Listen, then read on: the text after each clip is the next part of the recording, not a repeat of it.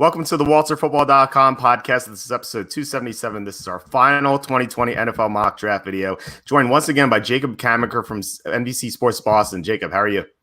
I'm doing good. I can't believe that the draft's almost here. Like tomorrow kicks off draft week, and I'm very excited for this year. It's going to be fun. It's insane. I always feel woefully underprepared for the draft, and then somehow it does come together. So hopefully that happens again. Also joined by our special guest, Charlie Campbell, our senior NFL draft analyst at WalterFootball.com, the best NFL draft analyst in the known universe. Charlie, how are you? Great. How you guys doing? I'm excited to get these picks going. Yeah, absolutely. Can't wait. We need some excitement here with the quarantine happening. So the NFL draft weekend is going to be awesome. All right. So before we begin, I want to say three things. One, if you're watching YouTube, please hit the subscribe button. That would help us out a lot. It really would. Or hit the like button or share this with your friends. That would be great. Two, we're going to do our second round picks for teams that don't have first round picks. So after the first round, we're going to cover the 6 teams that don't have first round picks. And third, if you have questions, feel free to post them anytime. We're going to answer them at the end. We're just going to roll through the mock draft and then answer questions at the end, or post any comments. So, all right, we're going to begin. I went first, the first time we ever did this. So I'm going to end up going first again to kind of bookend it this way. So no surprise, Joe Burrow, number 1, Bengals. That's it.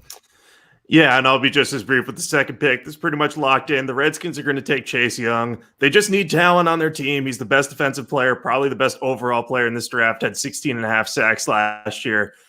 Should really upgrade that defensive line and make it elite. So Young will go 2 overall. And now the draft really begins with Charlie at 3. Yeah, but at 3 is something we were kind of going back and forth on before the show here. The Lions really are tough to predict because Okuda's been the consensus throughout the lead up here, but we've heard more of potential that Okuda could be sliding a little. We've heard talk that Derek Brown could go to Detroit or Isaiah Simmons could go to Detroit, and everyone in the league knows they want to trade down. But even if they trade down to 5 or 6, they should still have all of those players still available to them. So the choice remains the same, and they pick up an extra pick. So you can see why they're desperate to move down. So with that all being the case, I'll stick with Okuda to Detroit with the 3rd pick. He comes in and gives them another corner across from Trufant.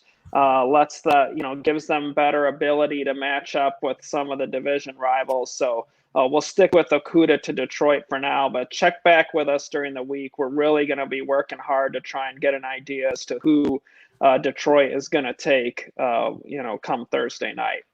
Yeah, we're going to try hard on this pick, too. The Giants at number 4. They're probably going to stay here or maybe move down one spot, kind of like the Niners did with Trubisky. So I think the Dolphins may move up to the spot, but I think the Giants will take whichever tackle they like best. Could be Andrew Thomas, definitely. Might change my pick to that later in the week. But right now, it's going to be Tristan Wirfs, who we had here for a couple months now.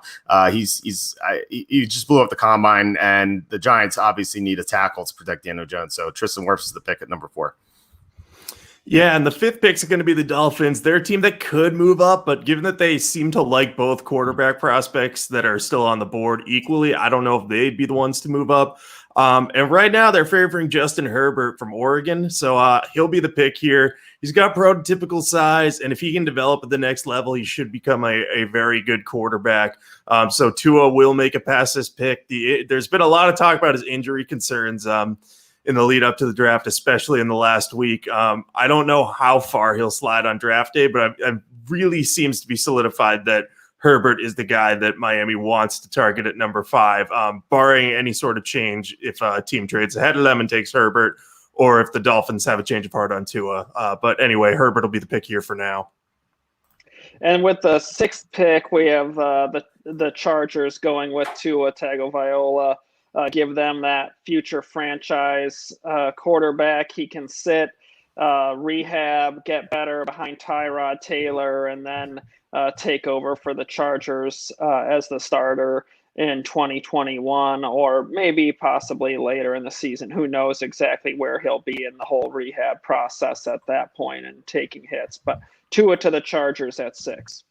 The Panthers at 7. It feels like they're going to take the player that Detroit doesn't take. So if it's between Jeff Okudah or Akua, as I wrote down below, or a Derek Brown, so we have the Lions taking Jeff Okudah. So the Panthers take Derek Brown. They lost Gerald McCoy in free agency. Their run defense was the worst in the NFL last year. So they really need help here. And Derek Brown, you could argue, is maybe the best player in this class outside of Chase Young.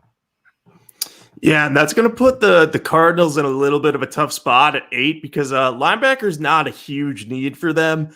They probably were hoping that either Akuda or Derek Brown was available here.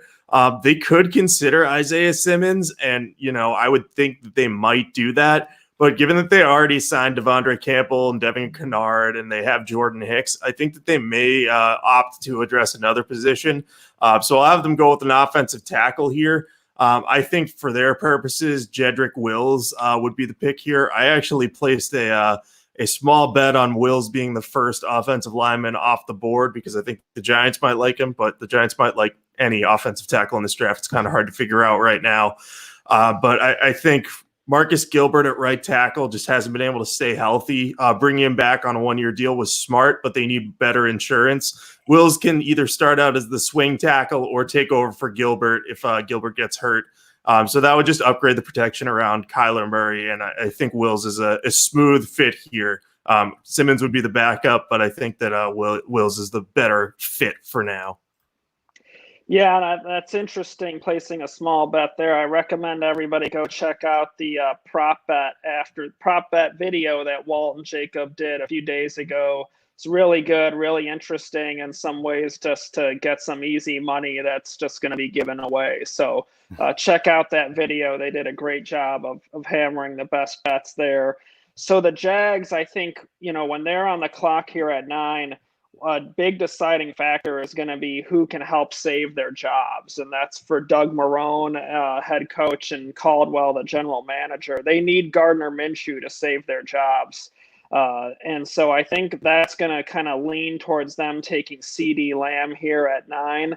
I think the Jags have the decision of we could take a corner at 9 and then get a potential number 2 receiver at 20 or a number 1 receiver at 9 and then get a potential number 1 corner at 20. So you can go either way, but Leonard Fournette led them in receptions last year. And he's not even a receiving back like Christian McCaffrey or Kamara or anything like that. So I think for Jay Gruden's offense, giving Gardner Minshew another weapon across from DJ Chark with Westbrook in the slot makes a lot of sense. So I have the Jags taking Lamb. You just broke Kenny's heart because I think the Eagles are trying to trade up for Lamb. And if Lamb were available here at 10 for Cleveland, I would have slotted him here because there's talk that they like Ezra Cleveland from Boise State. And I think I believe it. And so I am going to go with Ezra Cleveland here. We see shocking picks every single year, just check back on my draft grades in past years. I've given an F, like a Millen, now an O'Brien. I think this is going to be the pick that shocks everyone. I think the Browns want to trade down. I think they will. I think they'll move down to like 15, 17, maybe 20, maybe 21 if CeeDee Lamb's still available. I think that trade with the Eagles makes so much sense. But if they really like a guy, they really like this Ezra Cleveland guy, they're not going to wait around for him. They're just going to take him. And, every team's draft board is different. So this pick is going to be heavily criticized.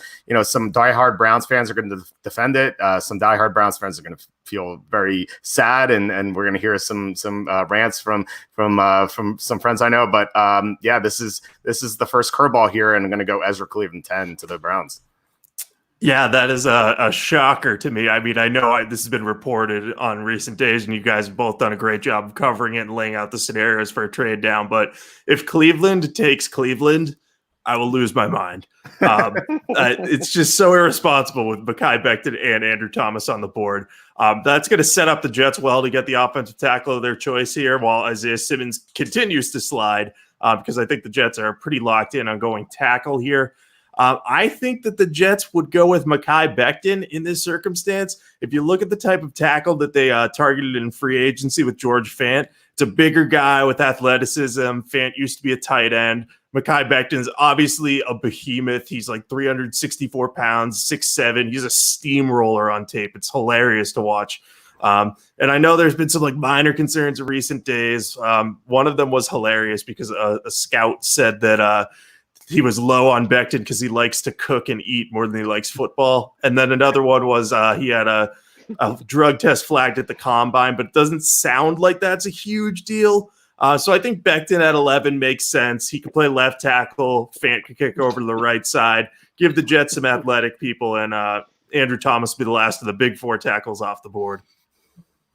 And this is the dream scenario for the Raiders, the way this is rolled out with Isaiah Simmons falling to them at the 12th pick. And I don't think it's as shocking. I think it's more possible than probably people realize because, Simmons is a great player, great tape, great workout, all that. But the linebacker position just, hurts the value on where some guys come off the board. And if you look at the top 10, there aren't a whole lot of landing spots for him. So it only takes one or two to potentially pass, and then he could be there for the Raiders. But that's a dream pick for them. Great fit in Paul Gunther's defense. So that would be a no-brainer slam dunk pick, and Simmons joins his Clemson buddies with the Raiders. All right, this is I think this is a no-brainer slam dunk pick as well, not like the Cleveland pick for Cleveland that I did three selections ago. If Jerry Jeudy's on the board for the 49ers, I think they take him. The scuttlebutt is that he's their best. He's their number one receiver. They need a receiver because they lost Emmanuel Sanders. And Judy's just a very smart receiver, and teams seem to like him a lot. So I can't see him falling past 13. Yeah, and we're going to go with three really great fits in a row because Andrew Thomas is on the board for the Buccaneers. They need a right tackle that can start. Joe Haig was a fine free agent signing, but he's better suited as a super sub and swing tackle. If Thomas gets to this point to protect Tom Brady, he's the easy pick at 14. That'll complete their offensive line, and really their only weakness at this point would be running back, which they can target on day 2 of the draft. So Andrew Thomas is the 5th tackle off the board, even though he should probably be at least the 2nd, in my opinion. But my opinion doesn't matter. So, well, the Broncos are up next, and I think Denver's defense really hasn't been the same since Danny Trevathan left and went to Chicago. And I think that with Fangio there now, what they've done offensively, I think they're probably one receiver away from having a really nice core to their offense on that side of the ball. But this is such a deep receiver draft. They can get a good one on day 2 and take a linebacker here in the first round, and there isn't close to as good a depth at linebacker as there is at receiver. So if you look at their picks as a pair, the Broncos get a better value by going linebacker receiver than the opposite. So with that being the case, the Broncos go with Kenneth Murray, linebacker from Oklahoma. Great fit, great football player, all ball, tackling machine. That'll be a really fun front 7 to watch with him and Von Miller and Chubb and Jarrell Casey. So I hope this one comes through for the fan in me who loves to watch dominant defenses go to work.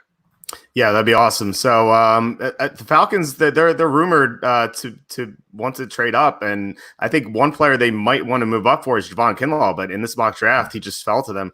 Javon Kinlaw is just someone they really need here on their defense. They've needed an interior defensive presence outside of Grady Jarrett for a long while. They have to get to the quarterback because they have Drew Brees. On top of Drew Brees, they have Tom Brady in their division, so they have to get to the quarterback. Javon Kinlaw at 16 seems like a no-brainer.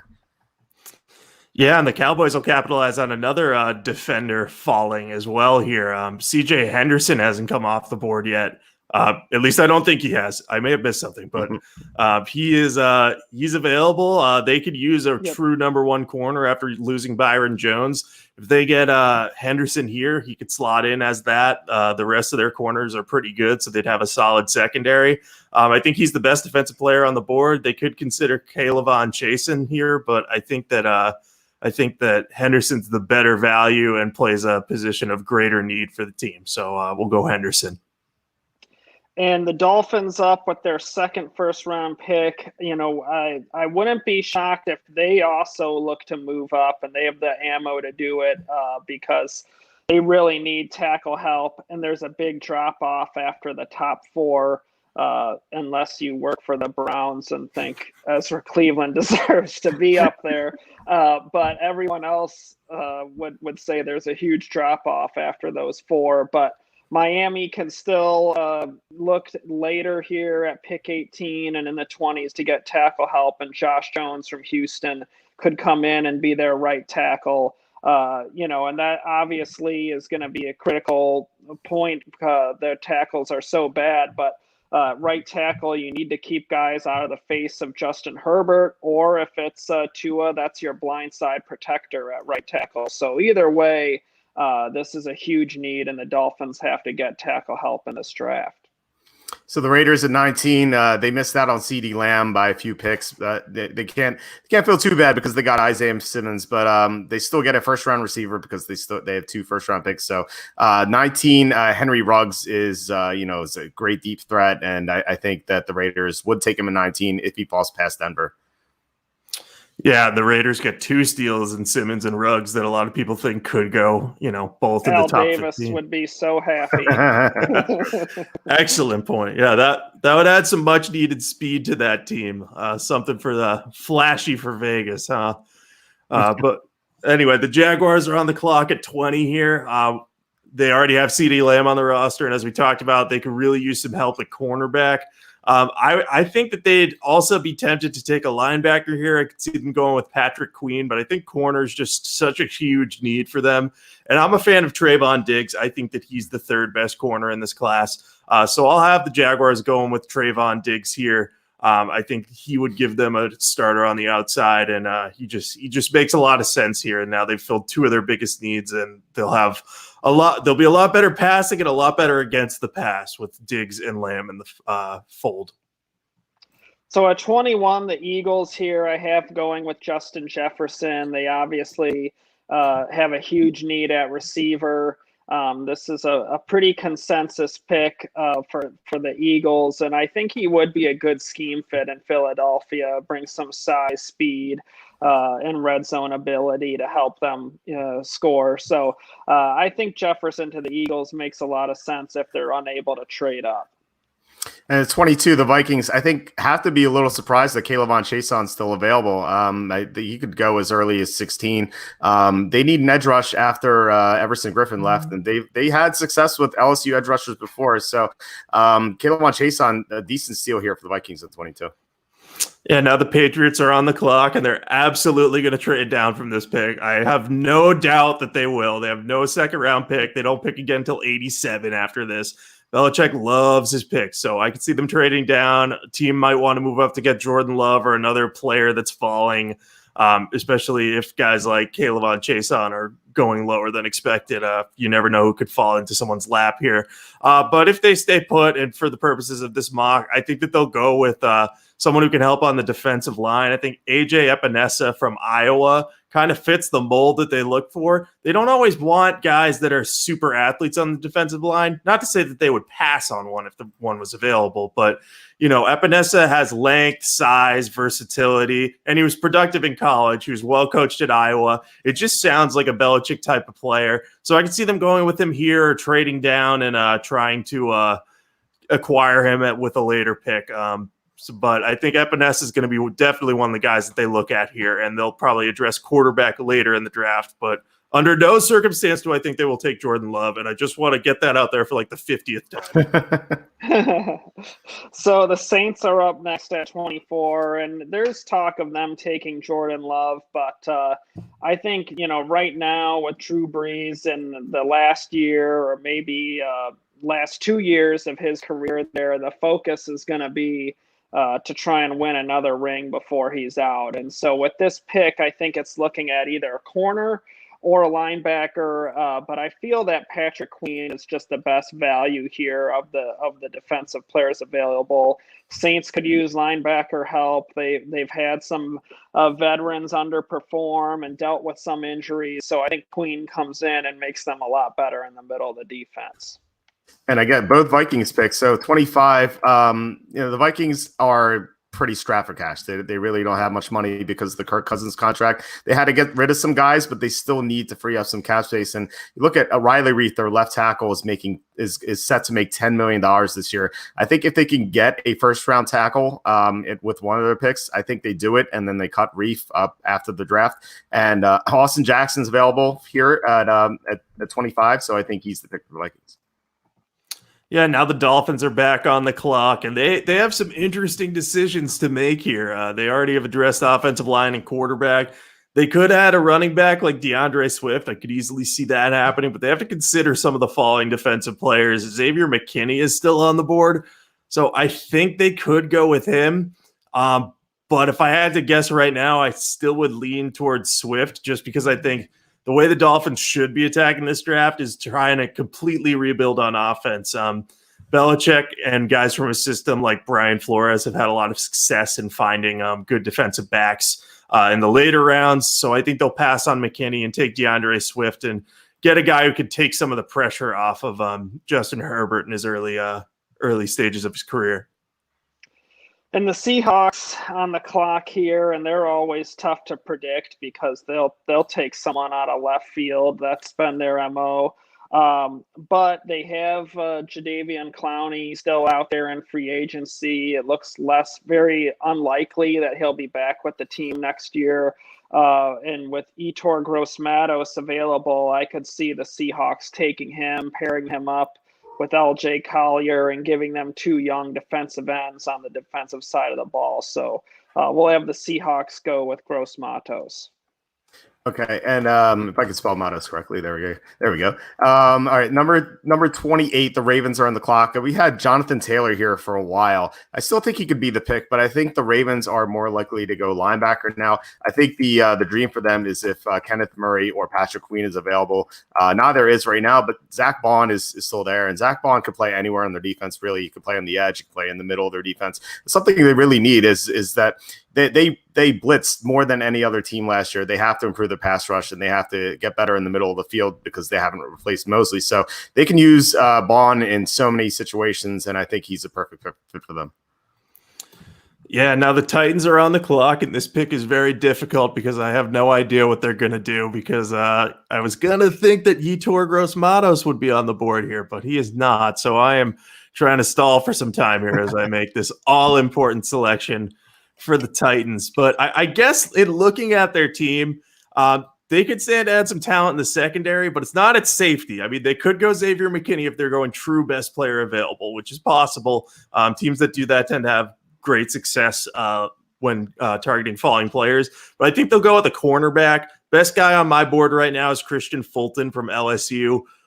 He was very productive last year. He got his hands on a lot of passes. So I think he'll be the option here. He'll be kind of insurance for Malcolm Butler. And if Butler can't bounce back after a down year last year, Fulton could be a long-term replacement for him and should pair well with Adoree Jackson in the slot. And with Green Bay up at 30, I think they would love to go linebacker, but Queen and Murray are gone. Zach Bond is gone as well. So really the value doesn't make sense to go at that position right here. But they still need receiver help. Devin Funchess really was injured last year, and he was signed to a cheap one-year deal, prove-it deal. And they really can't bank on him being anything consistent. And obviously they need a consistent receiver across from Devontae Adams. So I'll have them take T. Higgins, give them a big outside wideout and red zone weapon that can help them to produce some points. Okay, so if you're 31 for the 49ers, yeah, I have Cesar Ruiz here in my mock draft, and I think he's still a good pick. But if someone like Xavier McKinney is still available, I think they have to take the best player available. Like, safety is not one of their biggest needs, but it's still a need enough that they've met with a lot of safeties in the offseason. So I think if McKinney's still available, I don't think they take another safety here unless McKinney is available. And I think there's a decent chance they trade down as well. But I don't know how you can pass to someone as good as him right here.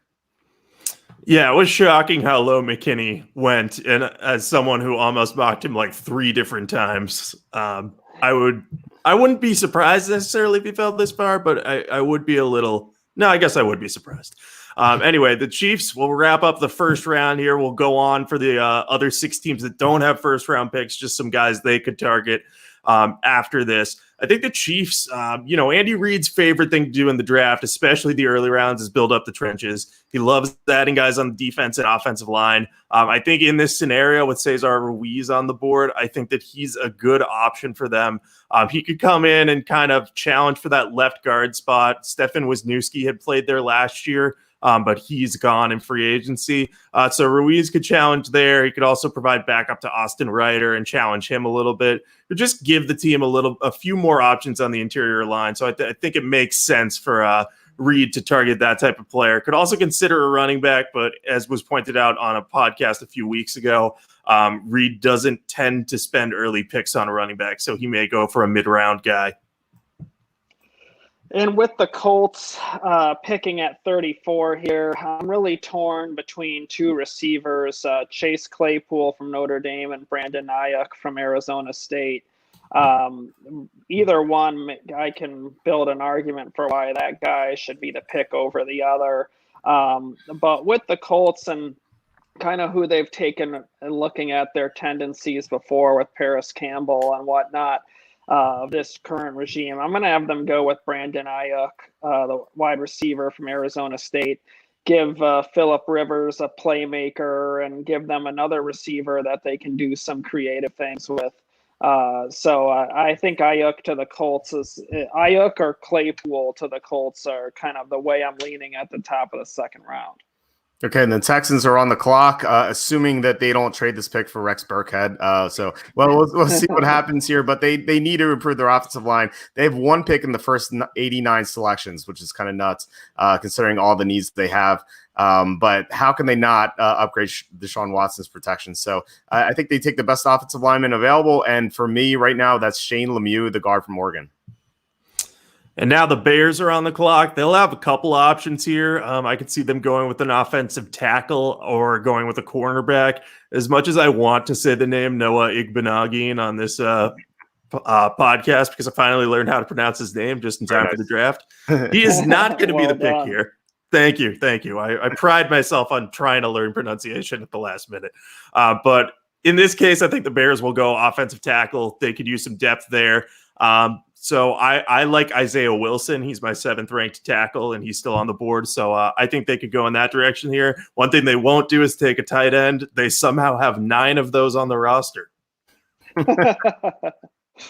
Well, that would be a nice prop bet if it was available.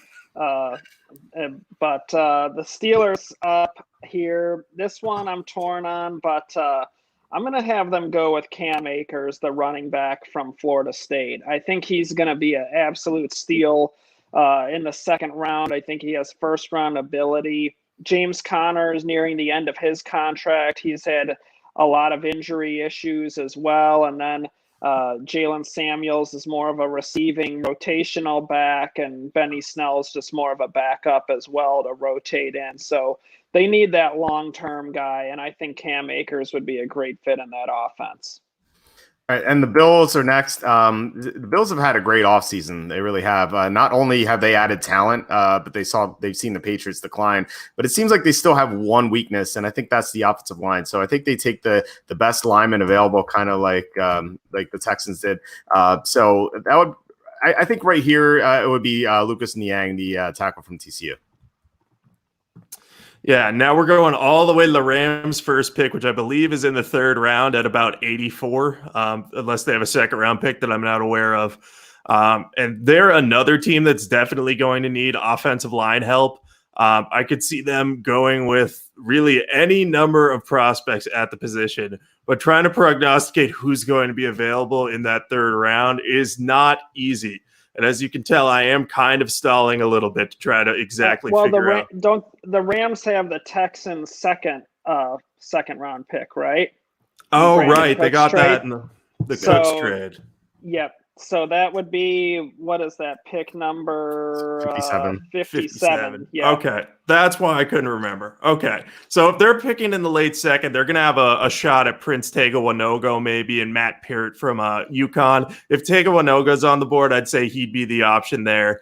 He could be the long-term successor for Andrew Whitworth. And there'd been some talk about the Rams possibly needing to move on from Rob Havenstein to open up some extra cap to sign some extensions. Because of the money invested in Jared Goff. So Winogo could be a long-term or a short-term replacement for him if they cut him. And if not, he can develop as a swing, maybe play guard and kick out to tackle when Andrew Whitworth calls it a career. Okay, yeah, that's it for our mock draft. So we did the first round and the 6 teams that are picking in the second round that don't have a first round pick. But we had some questions and comments earlier, so let's get to those. TJ says this draft will feel weird because of the virus. I feel the hysteria is overrated, but the experience of the draft, how it's going to be virtual, is something else. And I wish there was a prop that said, will Dave Gettleman's internet go out? I think that's definitely going to happen, considering that he's going to have IT guys. He doesn't want to have IT guys in his house, so we'll see what happens there. All right, let's get to some actual questions. So let's see. Okay, with the lockdown, how do you think teams? How do these teams know that they are not going to be drafted injured players like Tua if the team has doctors with no accents? Yeah, so that's a pretty fair question. Obviously, some of these guys went through medical checks at the combine, so they'll really be relying on those. From there, I think you're going to see a lot of guys with lingering injury issues drop a little bit. There's been rumors about Tua possibly falling out of the top 6. I think because of his top-tier potential, he may not fall. But if you see guys like Laviska Shenault fall a little bit because of that core muscle injury, don't be surprised. It's just kind of hard for teams to know right now. But with Tua's going to be the most interesting case study, because if he goes way lower than he should, then we can pretty much assume that was mostly injury related. Yeah, I agree. And the interesting thing would be for Miami, let's say the Herbert goes ahead of them. If the Chargers trade up to 3 or 4, the Dolphins could even consider looking at the draft order. They could consider taking a tackle at 5, like Andrew Thomas, and then looking to get Tua at 18, and even moving up from 18, where it's a lot cheaper to trade up in the teens, because after the Dolphins and Chargers at 5 and 6, that's a bit of a no man's land for these quarterbacks. So if they make it past those spots, you're really looking at getting into the 20s before you come to teams that could actually need a quarterback and a young one. So the Dolphins have that pick at 18. So if they don't get Tua there because Herbert's off the board, then I think that's a plan they might actually give serious consideration to. Yeah, and teams are always wary of these injured players. Like I referenced this a couple times already, but Jawan Taylor was someone who was mock draft between 7 and 10 in almost every single mock draft last year. I was actually looking at some of the higher known mock drafts in 2019. Everyone had Taylor between 7 and 10, and then he dropped to the second round because of injuries. And so I think if teams have less information, that they're more likely, obviously, to take an injured player. But I still think they have some information. Like as Jacob said, the combine checks, they have that information. Yeah. So I think it's going to be similar, but a little bit different. All right. So Colin Cowherd was speculating that the Patriots could trade up for Tua. Jacob, what do you think about that? This is my dream scenario. If the Patriots get Tua, I will be so happy. I don't necessarily know if they'll pull the trigger on it. They hate trading future draft capital, and where they're dealing with uncertainty kind of all around their team. I don't think they'll want to trade next year's first, and where they don't have a second, I don't think it'll be particularly likely that it could happen. But say Tua gets to the 13th pick and the 49ers really want to move down, maybe Belichick can strike a deal with John Lynch, Kyle Shanahan, because he kind of gave them a little bit of a discount on Jimmy Garoppolo when they swapped a second for him. So you never know. I'd say it's a possibility. but I wouldn't call it anything close to a likelihood. All right, so I think that my theory here is I think if the Patriots and the Lions trade all the time, and I think if the Patriots move up once to the teens, then I think they and the Lions might strike a deal. I just think that could happen, but I don't know. I just feel like they trade all the time, so like why not? All right. What do you guys think about Jeudy falling from consensus number one receiver throughout most of the process, being graded behind Lamb? As a Niners fan, I'd rather Jeudy even if all are available. Yeah, I mean, I think it comes down to and asking like some of the coaches, because the scouts kind of and the college directors and whatnot, they're the ones driving the draft process up to Senior Bowl time. Then after the Senior Bowl, the coaches start to get more involved and get acquainted with the players in February heading into the combine. They're in meetings and interviews there. And then the coaches really are getting heavily involved in March and April, watching tape of all these guys. So I think, and speaking to some of the coaches, they view Lamb as being a bit more versatile than Jeudy. And I think that just stems from the size and the bigger body that Lamb has, where Jeudy, some teams feel is just a slightly bigger version of Calvin Ridley, and it's very slightly bigger.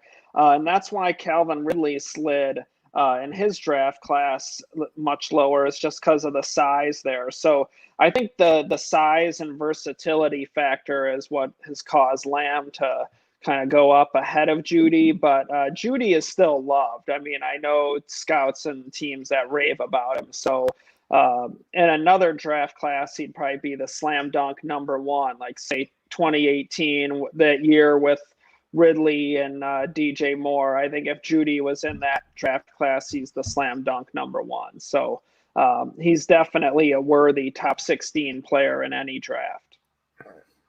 Yeah, and I will say on a personal level, I think Judy's the best receiver in this draft. And I think the Calvin Ridley comparison is one that's absolutely fair. And I was very enraged when Calvin Ridley fell in that class.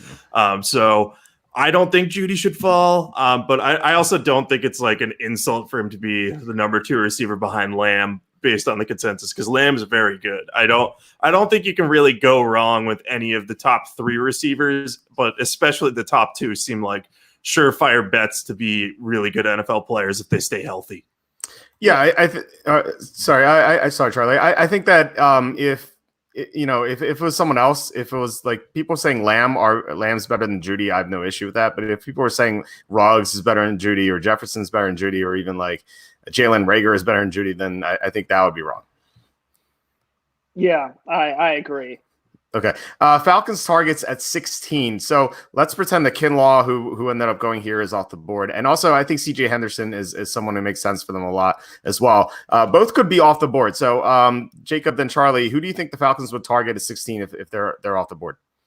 I think Kayvon Chasen would make most sense. I know they added some edge talent in free agency with Dante Fowler. But you can never have enough pass rushers, and Atlanta has kind of been weak in that area since Vic Beasley's regression and now departure. So that would be the guy I would look at if I was Atlanta. They could also explore trading down and targeting one of those like 4 fringe first-round corners. It all depends on who you talk to about who's loved most there. My guy's Diggs, but I wouldn't take him at 16. So Chase would be the guy I would look to next. Yeah, I think Diggs does make a lot of sense. And, looking at their defense with Raheem Morris, I think that's part of the talk of them trading up, is to ensure that they get Kinlaw or CJ Henderson to kind of fill the bigger needs with more higher top shelf talent. And, if you think back, Raheem Morris in 2010, when he was the Bucs head coach, they won the 10 games with Josh Freeman at quarterback, and their defense stunk. I mean, they did not have talent on that side of the ball. But Raheem Morris did a lot of smoke and mirrors, and what allowed him to do that was Aqib Talib, who was playing at a super high level that year. So he could put Talib on an island, rotate coverage elsewhere, use the rest of the secondary to get some double teams to help out the more vulnerable players that they were playing. So that kind of number one corner allowed him to do a lot of different things. So if those guys are off the board, I could see Diggs being consideration because he's big and fast and has that potential, that skill set. But I think CJ Henderson would make a lot of sense as that guy for the Falcons. And I could definitely see them going up for him and Kinlaw, because you can never have good enough talent on the inside, and they could certainly use it next to Grady Jarrett. So, but if they're gone, then I think Diggs definitely makes sense too. Yeah, I think they make a move. I mean, they have to win this year, right? And they're in a very difficult division. Maybe not the Panthers, but the other teams, they have to get some talented players. So I think they're going to move up for Henderson or Kinlaw. If both are off the board and they're at 16, I think maybe a dark horse player they can take is AJ Terrell, the corner from Clemson. He's someone we didn't have in the first round, but I almost mocked him to Minnesota. I think he can go as high as 16 or 17. I think he makes a lot of sense there. Big and fast. Yeah. You can really debate, I think, who the number 3 corner is in this class. Like it could be 5 or 6 guys really. And I think Terrell is someone who could sneak into the first round, maybe in the middle of the first round. So we have a 2-part question here with the Giants. The two guys asked questions about the Giants. Any chance the Giants take Becton over Wirfs? Gettleman seems to like bigger tackles like Solder. And then Luke G's field review. So check out Luke G's channel if you like the Lions. He asks, do you see the Giants putting Wirfs at guard or tackle? I think they want to tackle, not a guard. So Jacob and Charlie, what do you think about these two questions? Yeah, so regarding the Becton question, I had mocked in my first mock of the year Becton to the Giants for the reason that Dave Gettleman loves massive athletic players. It seems to have shifted away from Becton and more towards the Wirfs and Wills of the world. I know that I was on Daniel Jeremiah's conference call the other day, and he said that he thought Wills would be the pick at 4, but I've seen Wirfs a lot more places. So I think it's coming down to them too, maybe Andrew Thomas, but really any of them are in play. And I would think that the Giants would probably play Wirfs at tackle. I just don't think off the top of my head that they need a guard because they have Will Hernandez, who was a second-round pick, and Kevin Zeitler, who's one of the best right guards in the league. So I think they would try Wirfs out at one of the tackle positions, and if it didn't go well, then they could kick him inside to guard. That tends to be what happens if you take an offensive lineman very early. The Redskins did that with Brandon Sheriff. They tried him at right tackle in the offseason. Didn't work, so they pushed him inside, and he's turned into a great guard. Yeah, I agree. I think that Wirfs and then Andrew Thomas are the lean for the Giants. And I think Wirfs is the one they view as maybe having a bit more upside in the long term. And I think they do keep him at right tackle. It's what he played at Iowa. And so that way he can break into the NFL at the same position. And then maybe in a year or two when he's, if everything goes as they plan and he's really coming along, then maybe you can move him to left to replace Solder.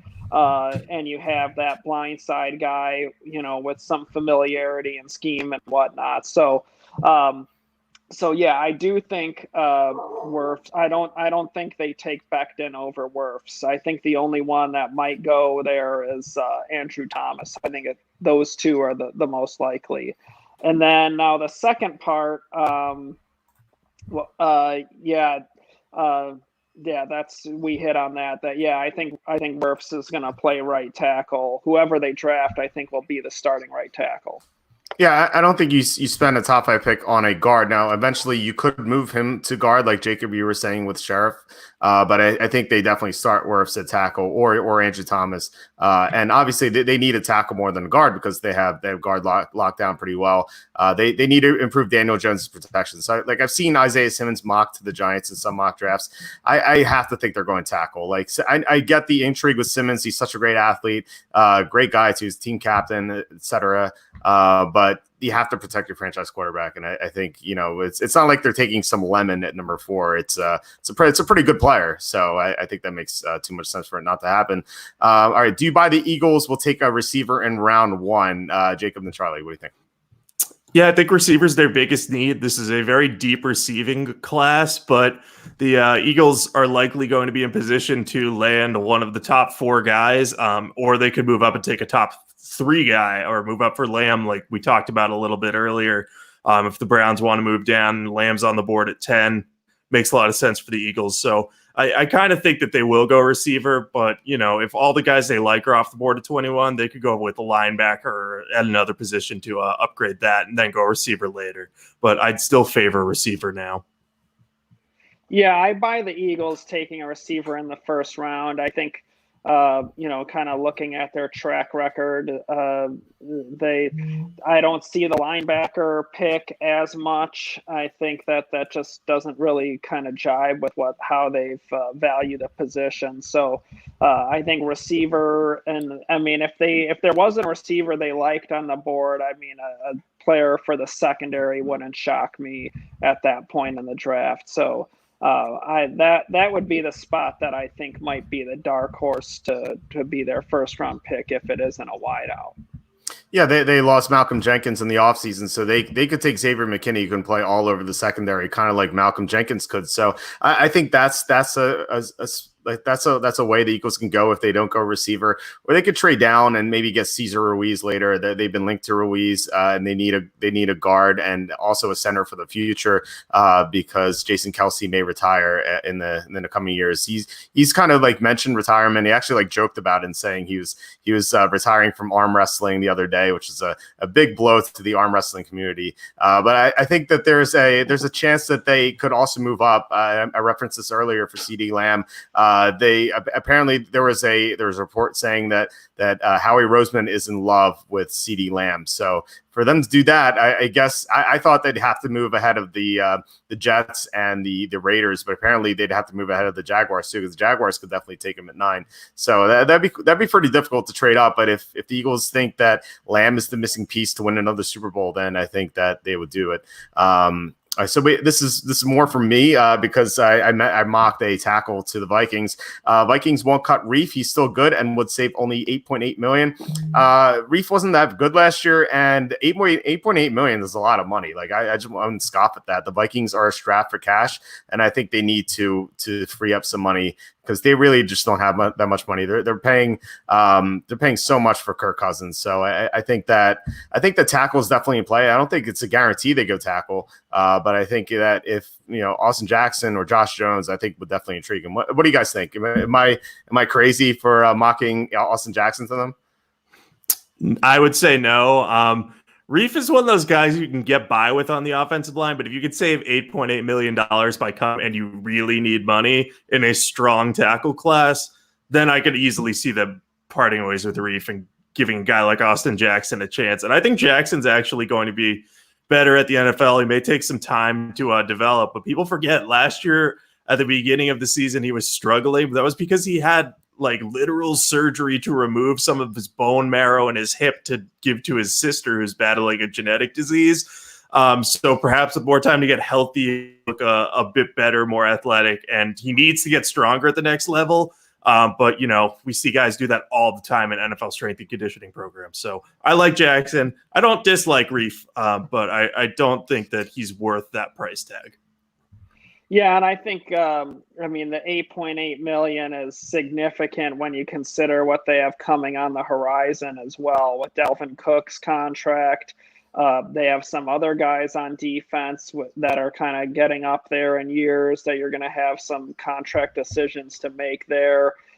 So I think that $8.8 million, if they can get younger and cheaper at the position with some long-term talent and the upside standpoint, I think that's definitely something they would consider. Offensive tackle, it's one of the most expensive positions in the NFL.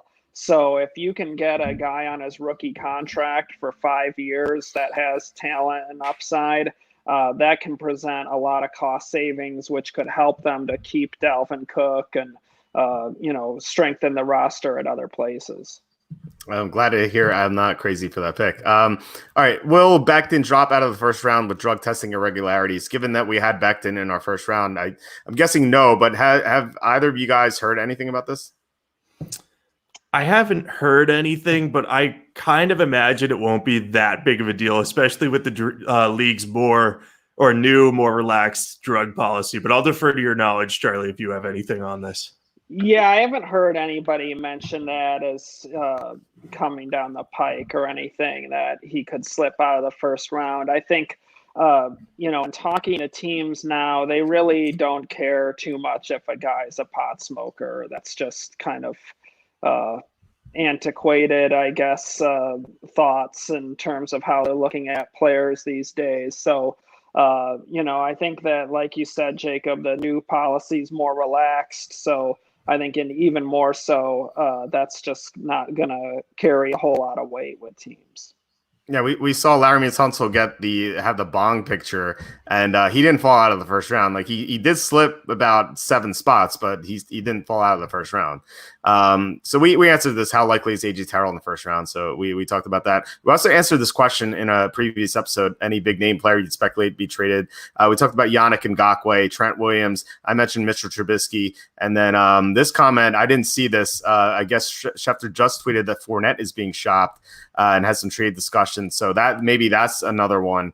All right, here's another question. How about Tua to the Raiders? So are the Raiders are they likely to take a quarterback, or is it possible they take a quarterback?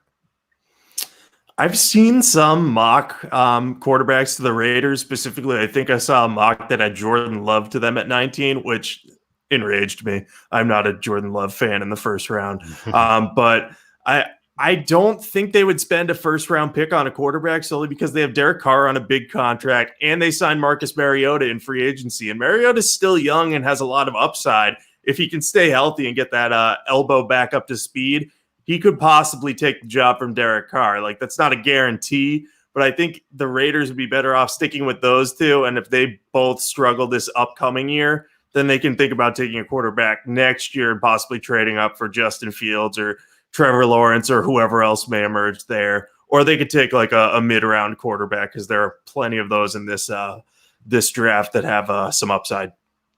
Yeah, I agree. I don't think the Raiders are in the market for Tua. I think they're going to stick with Derek Carr. Looking at Carr's contract, because it was signed a few years ago and we've had others come up, he's actually, before long, he's going to be in the back half of the NFL for yearly pay.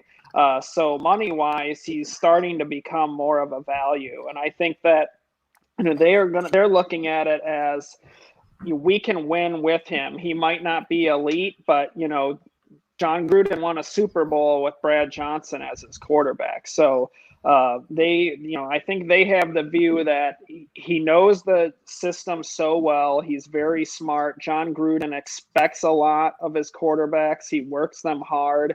He runs a very complex system. So having a guy that knows it really means a lot to them. And I think that's one of the issues with the Jordan Love pick to them. From what I've heard from teams, that's one of the big things with Jordan Love is reading the field is an issue, but also I think he's going to need developmental time and learning an NFL offense, because he did not get good preparation for that at Utah State. The college spread systems that he basically ran the Texas Tech system under Kingsbury as a sophomore, which kind of inflated the numbers, but it didn't really prepare him as well. And then you saw last year when he had to read the field and more pro-style stuff, he threw, 17 interceptions. So I don't see Love as a fit for the Raiders, and I don't think Tua will be in the mix either. I think they're going to try and build around Carr, try and win with him, and if he can't get it done, then they look to replace him. Yeah, they paid so much money to Mariota, so I really don't see the quarterback being there. So this is in relation to my Browns pick. Have either of you guys heard this? Like, why do the Browns love Ezra Cleveland so much? Obviously, we've heard that they love him allegedly. Any speculation as to why? I have not heard anything. I mean, he's athletic, but so are the other guys that are going to be on the board there. Like, you could be like, oh yeah, Ezra Cleveland's more athletic, but so is Mekhi Becton. So, I mean, I understand if they like him enough that they're like, all right, we can trade down, pick up some more picks, and get Cleveland late in the first round. But if they go with him at 10 over Becton and Thomas, who's less athletic but very sure thing, I think, as a player, that would be a massive mistake. So I don't really know. I guess my guess is it has to do something with athletic ability, though. Yeah, I'm thinking it's analytic driven. I think that the Paul D. Podesta wing of the Browns brain trust probably in their analytics scoring scored them really high after that combine 40 and whatnot and other measurables. And so that would be my guess as to why they might be really excited about him. So to me, that's the only thing that really makes sense as to how they could, be this in love with him over the other guys who are a lot more talented and better football players. Yeah, and they want to go to a zone blocking scheme, so I guess they think Ezra Cleveland is the best fit for that. But I have to think that Jedrick Wills is a great fit for that as well. So that it really doesn't make much sense to me. D. Orlando Ledbetter says in relation to our Atlanta Falcons question from earlier, he says Kayvon Chason as a prospects of the Falcons. So definitely check out the Orlando Ledbetter's work. He does great work covering the Falcons. All right. Mims, here's a question. Mims fell out of the first round. He did fall out of the first round in our mock, but he could easily go in the first round, I think, toward the end. Minnesota would love getting Terrell. I think that's the case. I was very close for me with Terrell versus Austin Jackson. So, okay, let's go here. What do you think the earliest? What do you think the Raiders will do with the earliest first round pick? So we went over this. Charlie had Isaiah Simmons to them. So Charlie, you had this pick, so I'll ask you: if Simmons is off the board, and let's say CeeDee Lamb is off the board as well, like what do you think the Raiders do at 12? Well, I think that Judy would win out and be their pick. I think getting Derek Carr, a number one receiver, something he really hasn't had for a while, would win out. But I think you can't rule out a linebacker either. Because last year we saw Mike Mayock take Cleveland Farrell 4th overall, which was a shocker because people had him going much lower. So don't be surprised if that kind of thing happens again. And I could see Patrick Queen potentially being that shocking pick at 12, and then they look for a receiver at 19. Maybe they pass on Judy, and then they look for Ruggs at 19, or some other guys. I wouldn't rule out another shocking pick of that Mayock does at 19 if they're in the receiver market there. Keep an eye on Chase Claypool, Brandon Ayuk, and Justin Jefferson as being in play at that spot. I do think that the Raiders could follow suit again and make some pick out of left field that will shock everyone on draft night. Yeah, that would not be surprising. And I said that there's a curveball in every draft, and Ezra Cleveland was the one in our mock. But last year we had Farrell number 4, so it happens. Rager for the Steelers at 49. What do you think? What do you think, guys? Jacob, then Charlie. I think that could work, but they kind of already have a couple of smaller speed receivers in Deontay Johnson and James Washington. So Rager might be an upgrade over Washington, but I think the Steelers might go in a different direction, try to bolster the defense a little bit more. But Rager wouldn't be a bad option for them for sure. Yeah, I think that it's possible, but I think they probably look more to the defense or running back with their first pick. And this is such a good receiver draft that they can come away with a receiver in the 3rd, 4th round range that's going to be a really nice value. And we know that Kevin Colbert has done an amazing job of finding wide receiver talent in the middle and middle of the draft and day 2 and then into day 3. So I could see him going back that route to give them more receiver depth and competition. Okay, let's go 3 more questions. What player might be the most overrated that goes in the first round? So basically, who's the most overrated prospect in this class? If Jordan Love goes in the first round, I want to say him.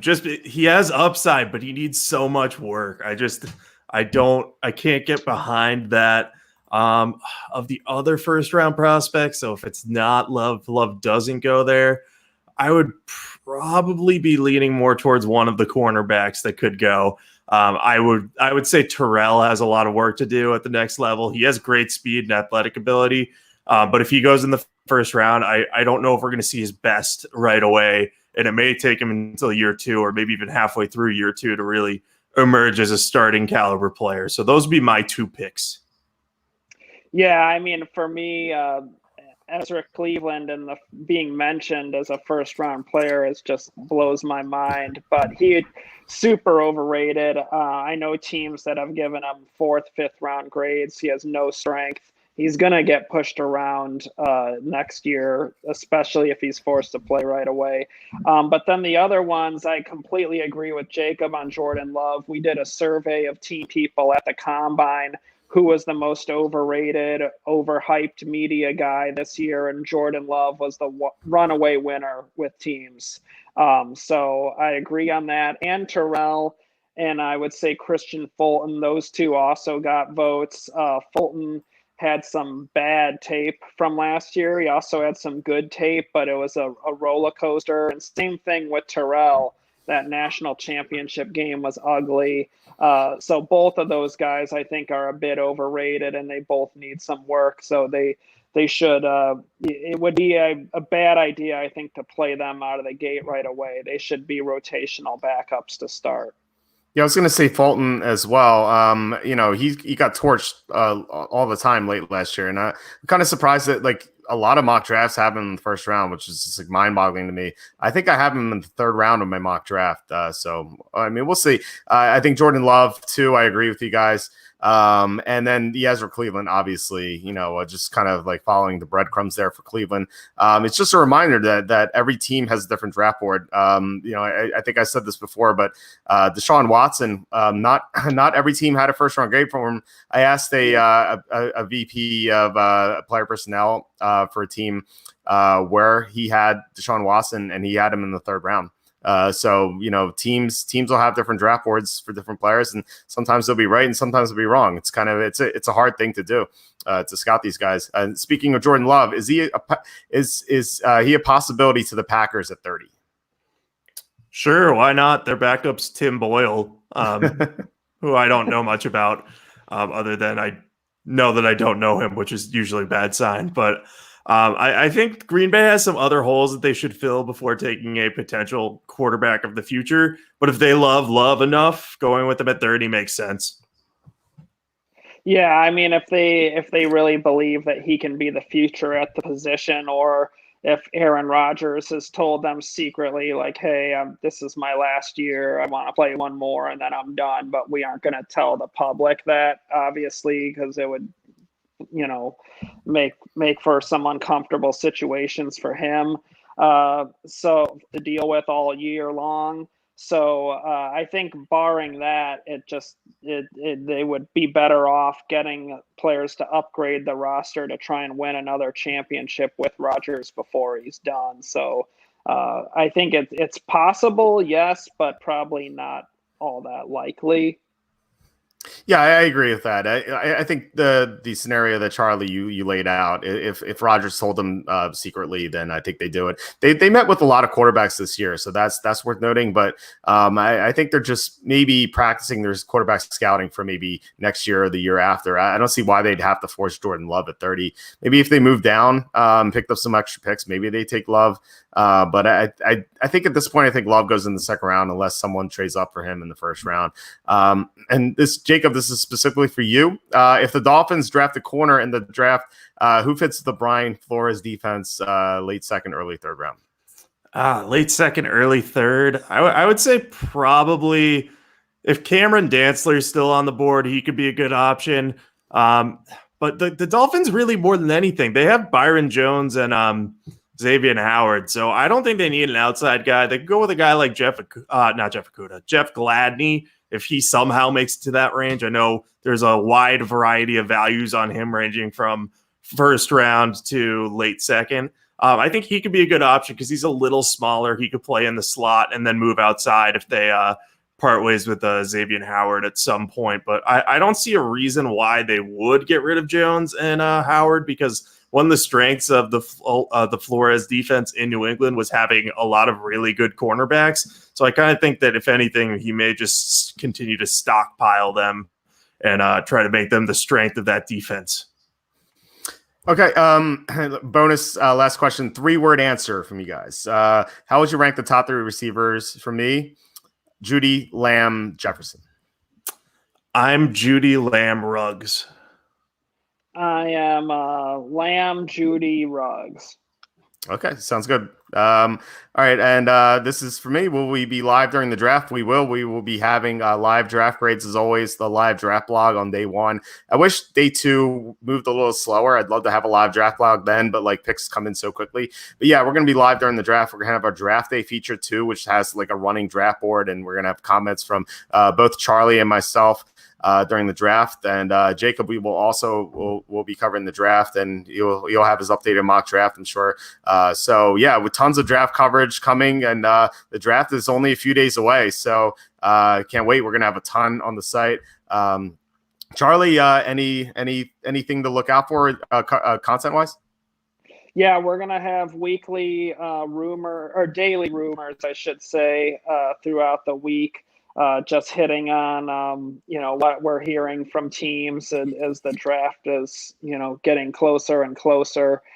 So we may have some stuff on veterans that are getting shopped and, other players that are enjoying late rises and things like that. So we're going to have tons of rumors going up along with all our 7-round mocks being updated daily through the draft. And then of course Friday morning we'll have mocks for the 2nd and 3rd round up, and Saturday morning mocks for the 4th and 5th round up. So we're just going to be cranking out, running on all cylinders all week. All right, Jacob, anything to plug? Yeah, I'll be doing mock draft content over at Rigo's Rag, my Redskins site. I'll also be breaking down some of Ron Rivera's past drafts with the Panthers, just to give his historical look at the players he's targeted and any trends he has there. NBC Sports Boston, I have my top 150 big board dropping at some point, I think early next week, maybe on Monday. So that'll be something to look out for. I will tweet those out. I'm at Jacob Camenker on Twitter, so you can follow me there, talk football, ask questions. And obviously, everyone watching this knows to listen to these two guys for the entirety of this next week, because they truly are the best in the business and the most accurate mock drafters. And I only strive to be like you guys. So let's hope it's a good year for me this time around.